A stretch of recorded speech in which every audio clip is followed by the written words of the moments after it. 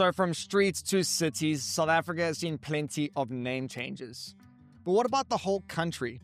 Today we're unpacking the likelihood of that happening, the court battle that could hand government control over where doctors work, and Old Mutual's billion-rand leap into banking. And be sure to stick around for the wildcard as we look at the glow-in-the-dark cows lighting up northwest. Yes, you heard me right. My friends, if you're enjoying the show, be sure to like and subscribe. And now, with all that out the way, let's get into it. So back in July, the African Transformation Movement made headlines for announcing that it would table a proposal to rename South Africa. And this kicked off a national debate. They argued that South Africa is a colonial label, not a true reflection of the country's identity. Now, their alternative was Azania, a term sometimes used by liberation movements in the 20th century. So this happened about 2 months ago, but we've had a wave of questions in recent weeks, so let's unpack it. So firstly, yes, there is a clear trend. We've gone from renaming streets to renaming towns to renaming cities. So naturally, people ask whether the whole country could be next. And elsewhere in Africa, it has happened. Abyssinia became Ethiopia, Rhodesia became Zimbabwe, and Upper Volta became Burkina Faso. But here's why it's highly improbable. Firstly, it's worth noting that Azania isn't rooted in this land. Historically, the name was used by ancient Greek and Arab traders to describe parts of East Africa. Secondly, the name South Africa is literally accurate. It's the southernmost country on the African continent. Most importantly, though, it's worth noting the constitutional hurdle is enormous. Renaming the republic would require a 2/3 majority in parliament, plus support from at least 6 provinces. Now, with the ANC, the DA, and most smaller parties opposed to this, that's mathematically out of reach. So while the topic does continue to make its way into daily conversations, don't expect your passport to say Azania anytime soon. South Africa's highest court is weighing a case that could decide whether healthcare workers remain independent professionals or end up working under government orders. You see, the disputed sections of the National Health Act would force healthcare practitioners to apply for what's called a certificate of need, telling them where they may work, what services they may offer, and even what staff they can hire. And working without one could be a criminal offense. So the state argues that this is about fairness. Too many doctors cluster in cities while rural areas go without. It says that the Constitution requires government to fix that imbalance.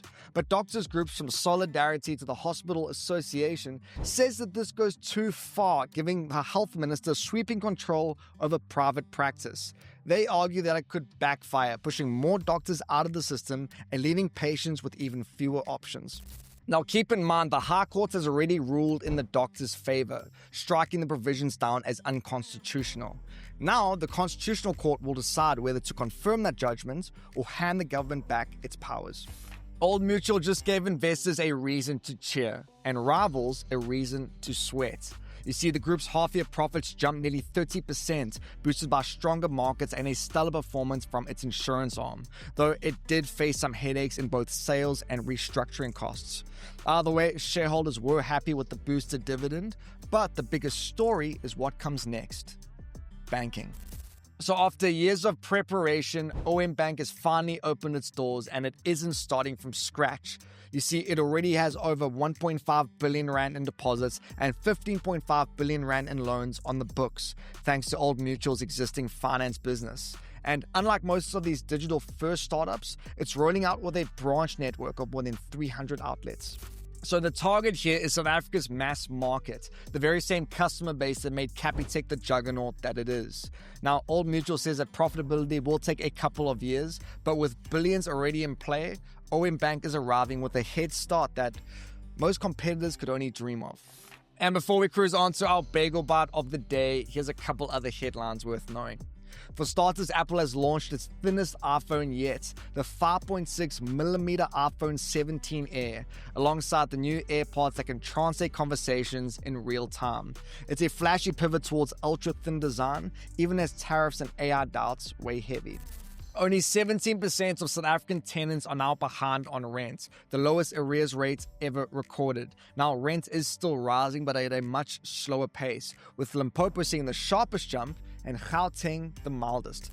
And Cape Town has opened South Africa's first license renewal drive-through in Brockenfell, promising a 5-minute disc renewal if paperwork is in order. The facility only takes card payments and comes just as vehicle license fees rise by roughly 4.5%. And on to our Bagel Bite of the day. Let's see what you got. The question is, which is the largest desert in the world by area? Is it A, the Sahara Desert, B, the Antarctic Desert, or C, the Arabian Desert? Now, is this a trick question or is this a straightforward question? Guess you're going to have to wait until the end of the show to find out. And on to our wildcard section. Look, if you've ever driven at night through the farming provinces, you'll know that the real road hazard isn't just potholes, it's livestock.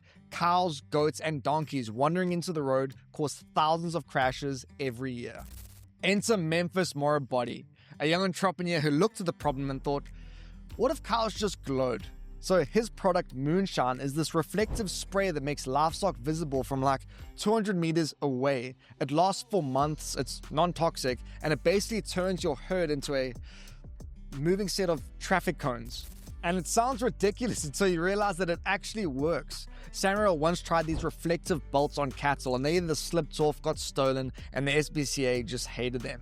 Whereas the spray on harvest is simple, effective, and no one's nicking it in the night. So if you're ever cruising down the N18 and a herd of neon cows stare back at your headlights, don't swerve. This isn't close encounters. It's simply a South African solution to a South African problem. And as for that Bagel Bite, the answer is the Antarctic Desert, bigger than the Sahara by a long shot, covering about 14 million square kilometers. Now, what surprises most people is that deserts aren't defined by heat, but by how little rain they get. And by that measure, Antarctica, the coldest, driest continent on Earth, takes the crown. And my friends, that's it for today's show. Thanks so much for tuning in. If this is your first time watching the show, just know it comes out every weekday, so be sure to subscribe so you don't miss the next one. Hope you guys all have a great day, be kind to one another, and I'll catch you all tomorrow for the next round of the good stuff. Cheers.